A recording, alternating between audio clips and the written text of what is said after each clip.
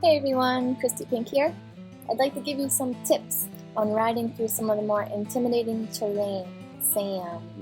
So, just 3 things to keep in mind, and you'll be moving right through that sand in no time. Number 1, you'll be tempted when you see the sand to slow down. This will not help you. You want to maintain your speed, stay in a low gear, and continue through at the same speed. Number 2, you'll feel the sand pulling at your tire a little bit, and that might freak you out, but don't worry. Keep your grip firm on the handlebars and keep your tires straight, and you'll go through. Try not to slow down or change direction in the sand.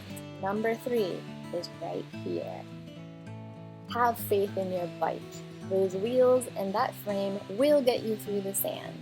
Just have to practice and have confidence.